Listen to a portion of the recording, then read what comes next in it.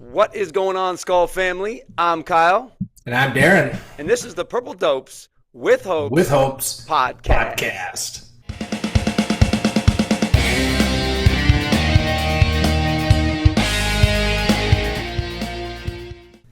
Darin, the Purple Dopes magic reigns supreme in the Let's Skull go. family. Let's AT19, baby. Let's go. If you did not tune into our last episode, which, by the way, we are doubling up this week, we called the shot, man.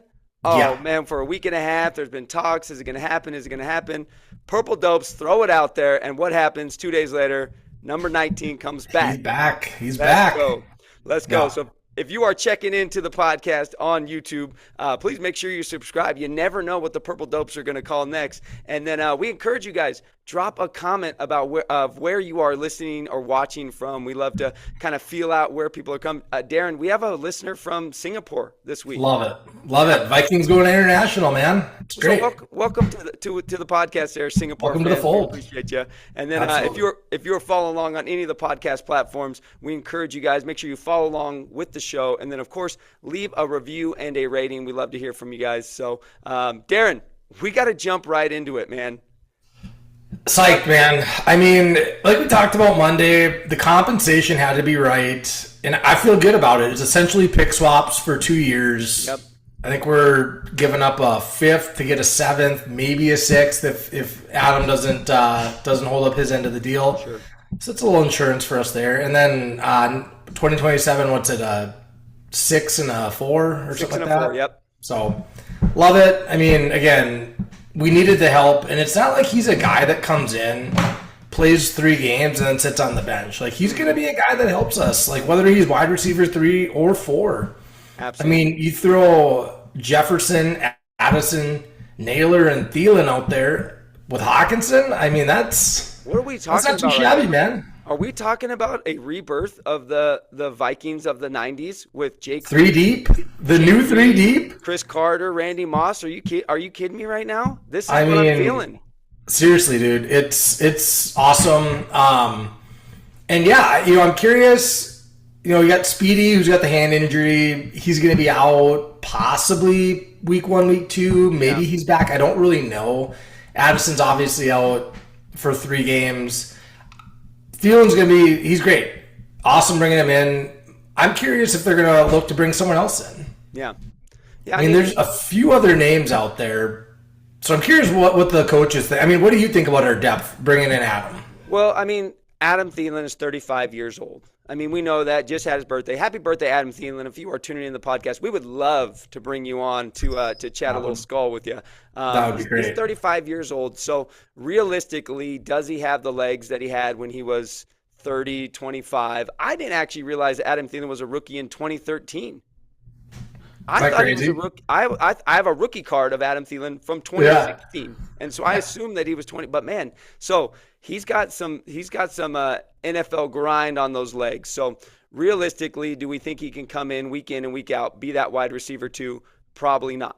Addison coming back week 3, he's going to jump right in there. Naylor, with or without the hand injury, I don't know kind of where he's going to fit, but it would be nice to acquire some depth at the spot. I did kind of put out a little short there on YouTube. Shout out to the YouTube subscribers. KJ Osborne got released by the Commanders. Saw it. Yep. I mean, he's free. I don't know that we can go out and pay what he was getting when he left us to go to the Patriots, but he's looking for a job. He knows the system. He knows KOC. Is he a guy maybe that we bring in on a 1-year deal just to kind of fill the room up a little bit? And also, he's got that knowledge of the offense. He knows what's going on. So yeah, I wouldn't be mad if we went out and got another veteran guy that maybe knows the system a little bit. But yeah, who's coming to your mind as you think about it? Yeah, I mean, KJ's the obvious one. Again, since we made the trade for Thielen, I don't think we're making any more trades or giving up any more draft capital. But if you can get a guy in on a vet minimum, so there's 3 guys in my mind. KJ's one. Kendrick Bourne was just released by the Patriots yesterday. I'm not really sure what the waiver situation on him is, but if someone picks him up, obviously, I think we're a lower waiver priority. So, yeah. But if he clears waivers, he might be worth conversation. And then the third guy is Odell Beckham Jr. I don't believe he's rostered. Again, I think he's a shell of what he was probably 5 years ago. Yeah. But the veteran presence, runs great routes. I don't know. I think it's just interesting. Hands. Yeah. Yeah, great hands. So I didn't even think about Odell as far as being an available option right now. But yeah. I think you're right. I don't think he's on a roster. I think he was last year. He was with the Dolphins and then the Dolphins. Yeah. And so I don't know. I mean, once again, he's a 2014 rookie. So there is some tread on the tire, man. That's exactly what I'm looking for there. But or tread off the tire, I guess. Not a terrible idea as far as bringing in another veteran guy on that. If we can get him at that veteran minimum. The only issue with the guys I brought up is I don't really know how. Obviously, Miles Price is our return man right now. Yeah. He's there for kicks. He's there for punts. I don't know how comfortable they feel with him there. Obviously, he had good production in the preseason. Yeah. Again, catch the ball. That's the big thing. Sure.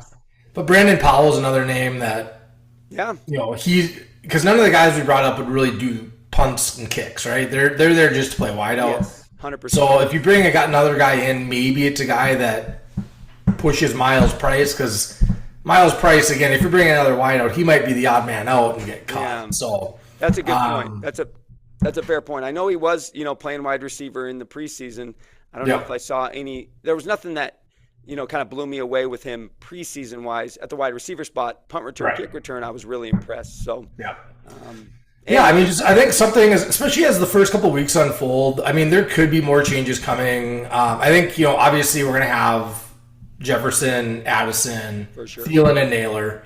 Yeah, those guys aren't going anywhere. But for a wide receiver 5 spot, where again, are they going to see a lot of time at wide receiver? Probably not. But again, there's available guys. So I'm curious to see after the first few weeks what decisions get made, along the roster. So absolutely, absolutely.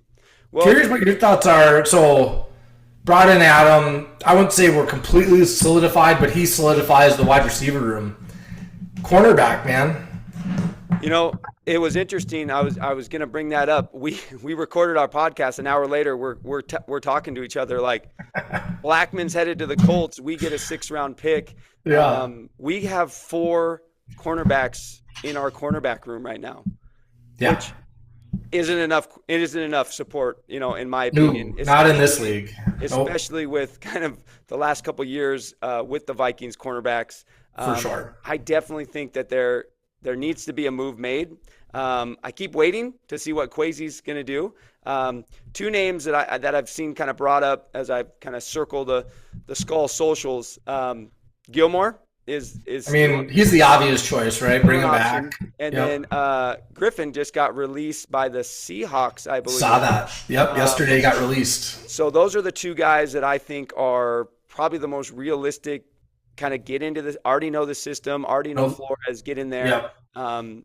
Can bring depth to the wide receiver spot. Have played. Have experience. So, yeah, those are kind of the 2 names that I've kind of been floating around in my head. But I don't know. You always seem to come up with some. There's one other guy that I don't believe is rostered. Asante Samuel Jr. Oh yes. I think he was a draft pick of the Chargers a few years back, but I don't believe he's on a roster right now. He was a decently high draft pick, I believe. So I'd be curious to see, if you bring him in for a workout, what he'd look like. Yeah. He's just another name. Younger legs, obviously less experience. So I don't know. I'd be curious. It feels like they're going to do something. I think the guys you brought up are the obvious choices, but did that Blackman trade kind of catch you off guard a little bit? Not really. I guess yes and no, right? Yes, in the sense that I knew we were thin at the position, 100%. But no in the sense that I don't think he had a great preseason, both in the games and as far as what I would read coming out of practices. I don't think he was blowing anyone away. So it seemed like, honestly, when you look back, he was probably destined to be cut, but they found a trade partner instead, which obviously that's way better for us. So absolutely. Yeah, I mean, it's disappointing. Obviously, going into last year before he had the injury, you're kind of thinking, all right, this guy's going to take another step. Yeah. And we'll see. But just another one of those rookies or one of those draft picks from Kwesi that we let go. Not a whole lot of them left. So Yeah, no, I think there's 3 left on the he's roster. kind of the right free now. agent whisperer, but he's got a little work to do in the draft. So hopefully this new draft class can at least improve his history. If JJ shines, all is forgiven when 100%. Kwesi's draft. Absolutely, that's the. I mean, and he needs it, right? Yeah. Kyle Hamilton just signed the richest deal in the NFL history for a safety. Should have been ours. We needed a safety. We passed on Hamilton, took Lewis Seen, who was just cut by the Eagles for Sam Howell. So I don't know. It's he needs JJ to have it, and it seems like JJ is going to be the guy. So yeah. Well, like you said, all will be forgiven if that works out. I totally agree with you there. I think I was the same as you, surprised just based on the depth, but based on what I saw and what we've talked about of Blackman coming off the injury into preseason, I don't think he was 100% there. As far as what he was and what we were hoping he would be. So good for him going to the Colts, getting reunited with Cam Beasley. That's all good. But I think in the end, if we can go out and we can make a play for a veteran, it's probably going to be better for that cornerback room. But for sure, yeah. And again, both Griffin and Gilmore were productive last year. Absolutely, so, yeah. Again, if I'm choosing, I'll probably go Gilmore. I lean Gilmore just based on his history in the NFL. But yeah, and I think I would go Gilmore as well. I mean, just as far as last year goes, watching him, I really liked his ability to kind of blanket cover in man coverage. He can get up for sure. I think he's still got the legs on him, and he made a couple of good big picks for us last year, especially like that pick against the Jets. Was just crucial, and so yeah. I was telling you, my oldest son is home with me this week. He's watching all these Vikings highlights. So he's watching the Seahawks game, and there's a great highlight for Gilmore where he basically ran DK Metcalf's route for him. Yeah, didn't make the pick because DK got his hand in there, but made me think, we should probably bring this guy back. Yes, 100%. Well, as promised, Purple Dope family, we are going to be walking through the Vikings game for game right now, and we're going to make our predictions, and hopefully by the end we have a layout of how we think our boys in purple are going to do. So, Darin, how I want to do this is I'm going to go, you're going to pick it, and then I'll pick it. That way we aren't influencing each other's picks. So I'm going to keep track here because we're going to revert back to this at the end of the year and see how well we do with our picks here. Let's go. We're going to start with our Monday night game in a week and a half now against the Chicago Bears. What do you got? You got a win? You got a loss? I'm going W to start on the road. Chicago's always a tough place to play. I know they'll be a tougher team. I just still think they're probably a year or two away. Yeah. And I think our defense, from what I've been hearing, Caleb Williams is a little inconsistent in camp. I think our defense, the way it's been playing, can shut down that offense and lead us to a win. So I'm going to win at Chicago. Yeah, I see this a lot like last year's first game against the Giants. I think our defense is really going to be it's going to be the framework for the win, I think. I think JJ is going to be getting comfortable out there, but I think the defense is really going to step up. I could see us getting to Caleb Williams, also forcing him into some bad throws, maybe getting a pick six, maybe 2 pick sixes. I don't know. That would be nice. But I could just see that being the reason for the win being the defense and just what Flores brings week 1. So I got a dub as well. All right, we got the second week, our first home game of the season, taking on the Atlanta Falcons and Michael Penix Jr. I'm going to go win as well, just because I think Penix is, obviously he's the same class as JJ, and that Skull environment is just a different environment to play in, and I think it's going to be even more excited than it's been in years past for the home opener. So I'm going win. I think Penix has a hard time with that Skull crowd, and the noise gets to him.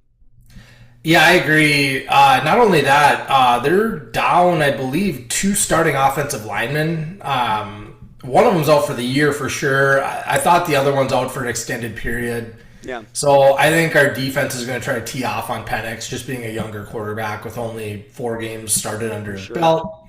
So I think it's another defensive-led win. Hopefully, again, our offense. I'm not trying to sell them short, but I think the defense is really going to try to tee off those first couple games. Yeah. All right. We then bring in the Bengals coming to U.S. Bank. So what do you got as far as the Vikings-Bengals matchup? Yeah, this feels like the first real challenge on the schedule. Being a home game, I'm going to give the edge to the Vikings. Again, it's going to be a shootout. Like, the Bengals can put up points with the best of them, with Burrow, Chase, Higgins, but their defense is still pretty suspect. I know they got Trey Hendrickson back in.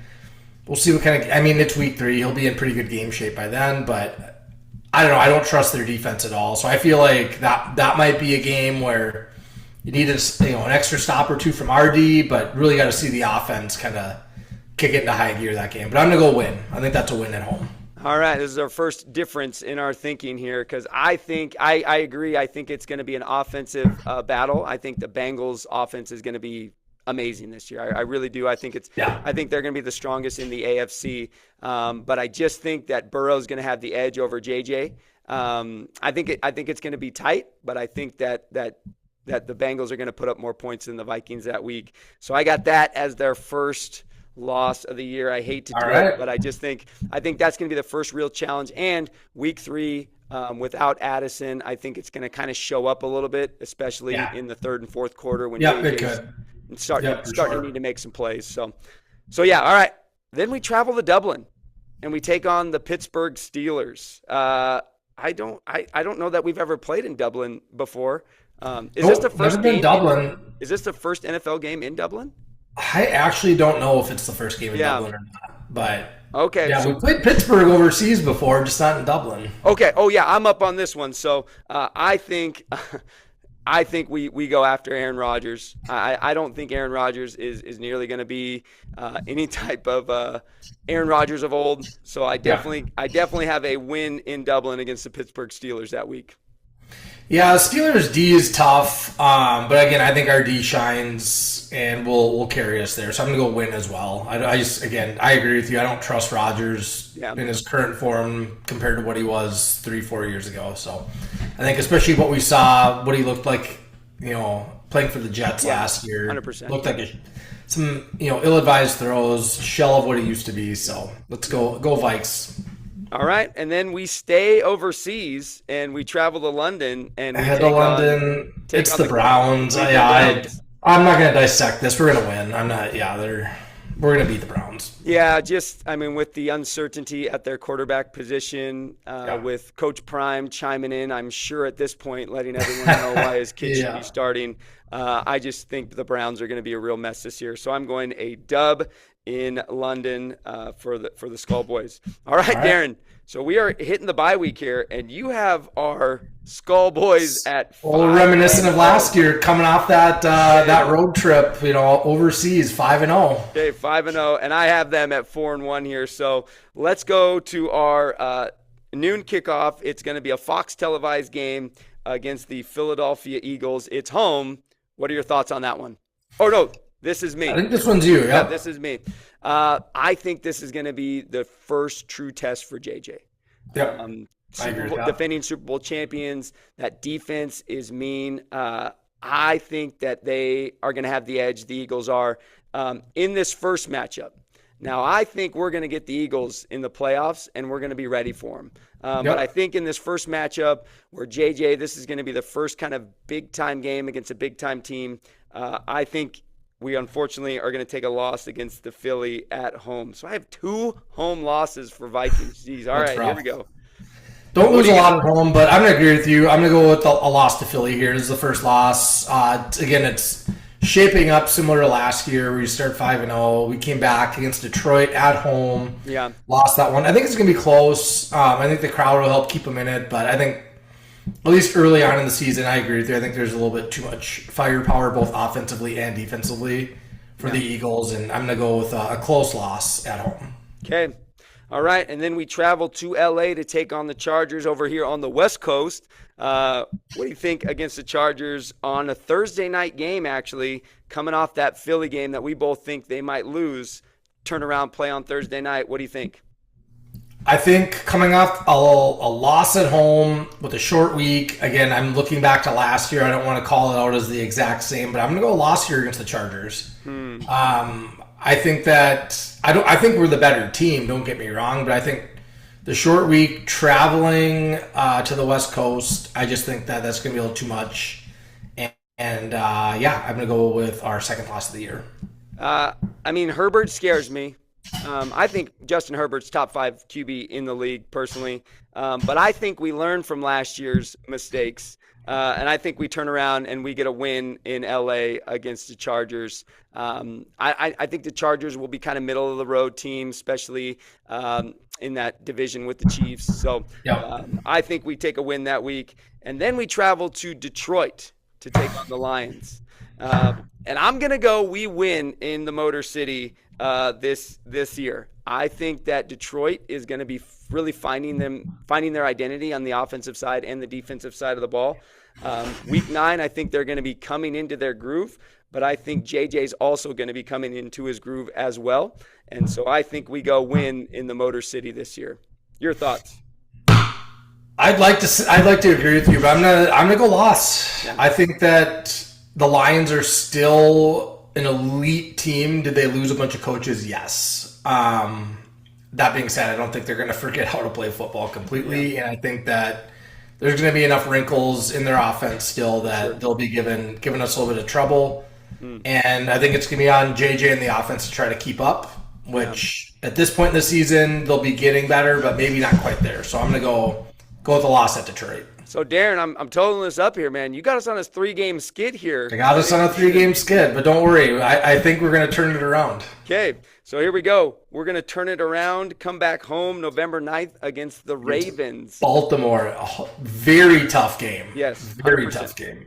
But looks like another noon kickoff on Fox. Yep. What do you think? I'm going win. Yep, I'm going win. It's going to be a dogfight. I think this is going to be one of those games where, Lamar's going to run, but I don't think we're going to let him pass on us.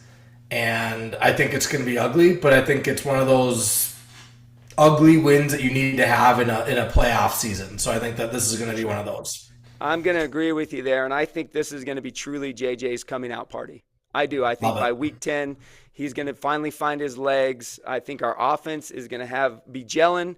Obviously, everyone's going to be back. I'm going to assume all our receivers and running backs are healthy at this point. And I'm not going to assume or think about injury at this point. I think this is JJ's first big win of the season. I think he's going to be the guy that's leading the charge, and we're going to look at that game and go, that was his coming out party against a tough playoff team. Lamar's pushing the ball on the other side. I think it's going to be Lamar, JJ, and I think JJ is going to get him in the end. So, all right. And then we bring the Bears to US Bank, and I am going to go another win against the Bears. I think the Bears are going to be a better team this year than they were last year. But I think home environment, US Bank, I just think we're going to have the edge on Caleb Williams, and I think we're going to take a win against the Bears. Yep, agreed. We're going to win. I think it's going to be a similar game to last year where final score is going to really look like an ass kicking. So I think that it's going to be similar to last year. So all right, and then this is kind of crazy. I mean, usually the Packers, I feel like we see them earlier, but this is our first time going to Lambeau. JJ's first time in Lambeau. It's November 23rd. Weather's going to be a little bit of a factor. What do you think, JJ, going to Lambeau for the first time? I think he's going to excel. I do think this is going to be a year where you see that crescendo from JJ from start to finish, where he keeps growing every week, and I think this is where he's really going to be balling. And I just don't trust the Packers. There's a lot of hype around the Packers, and I don't see it. I don't trust it. Yeah. I haven't seen enough from Jordan Love in his career to warrant the kind of love that he gets nationally. So I'm going Vikings, winning at Lambeau Field right before Thanksgiving. All right, fantastic. I think this is going to be a loss for them. I just think Lambeau Field is just a different environment, especially for a young guy playing his first game there. Packers defense, always tough. I don't trust their offense at all. I'm with you on that. But I just think that Lambeau crowd and that Packers defense is going to be a little tough. Especially if they can pull off this Micah Parsons trade that they're trying to get. Well, yes, that would be something there. All right, and then we see the Vikings come to the West Coast, which, surprise, surprise, I'm going to be in my purple full in the 300 level cheering them on. And hope to join you, man. That would be fun. Yeah, if I can score, I got to try to score a work trip on that week, and then maybe I can go. And I'm going to win against the Seahawks. I think it's going to be a fun game to go to. Obviously, Sam Darnold, with his year last year with the Vikings, I think it'll be good to see him. But I just don't see the Sam Darnold of last year going to be performing this year in Seattle. I just don't. I mean, I do like their coach. I think he's good, but I think he's more of a defensive-minded, run-the-ball kind of coach. And so I think the Vikings are gonna pull it out and win in Seattle. I agree. I think they win in Seattle. I'm really curious. Obviously, I hope the best for Sam. He was amazing for us last year. Turned into a huge Darnold fan, so I'm hoping he has a great year except for that game. But, I still think that even if he has a good game, I still think the Vikings are going to be too much for the Seahawks. For sure. All right, and then we bring the Commanders. They were in the NFC Championship game last year. Surprise. Jaden Daniels, really, I mean, those playoffs, Jaden Daniels was something special. What are your thoughts against the Commanders at home? Yeah, I'm excited to see this matchup of JJ versus Jaden, coming out in the same draft class. I'm going to go win. It's at home, which I think gives the edge to the Vikings. But I think it'll be a fun game to be at, fun game to watch. But, I'm going to give the edge to the Vikings at home. Yeah, I think I'm going to go a win as well against the Commanders. I think that the Commanders are going to be good.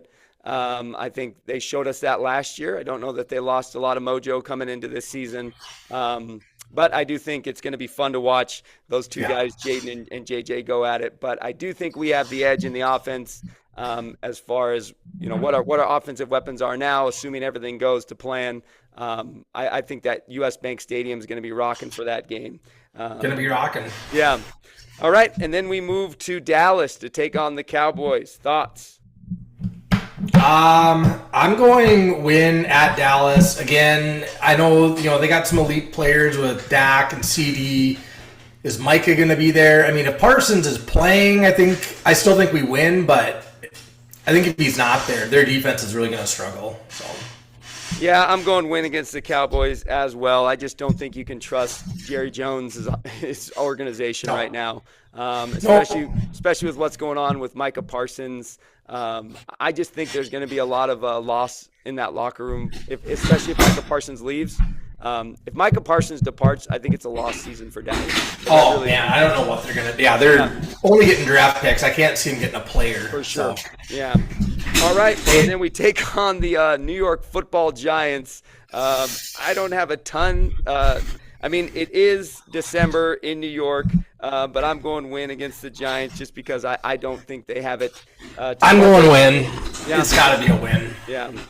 I think it's going to be much like last year where we just kind of eat up that quarterback. And Agreed. I think that Russ is really going to have a hard time against that D. Yeah, and I think by second half of the game, I think we got that game pretty much in control, locked up. All right, last two games of the season here. We bring in the Lions at home. Christmas Day. 3:30 p.m. It's on Netflix. That's on Netflix. In there. Yeah. What do you think, man? Lions at home. It's going to be a tough one. It's going to be kind of that point in the season where, the game that you and I went to last year, it's going to be similar to that. And I like our chances. I think we're going to finally get off the schneid against the Lions and finally beat them. So I like it. Like it at home and going to put us in a good spot to, win the division at that point. Yeah, I think it's a win. I think at home, I think we're going to be on a strong, winning streak. I think we're going to be confident. I think JJ is going to have his groove.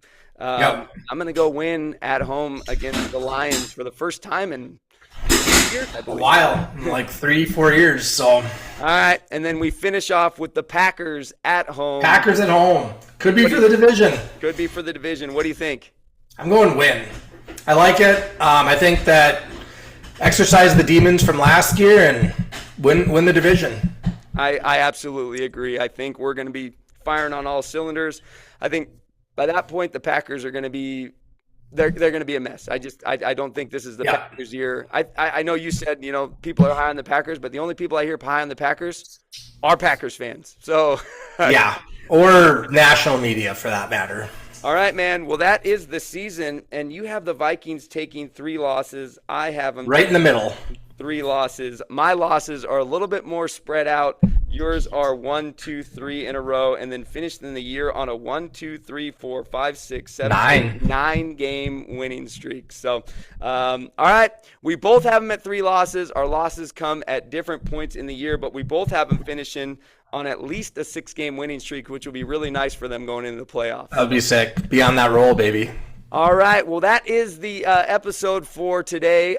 We want to hear what you guys think, though, on the Vikings schedule. So please, in the comments below on YouTube, drop what your prediction is for wins and losses for the Vikings this season. And then if you are following along on the podcast platforms, of course, we encourage you guys to follow along to the show and then give us a review.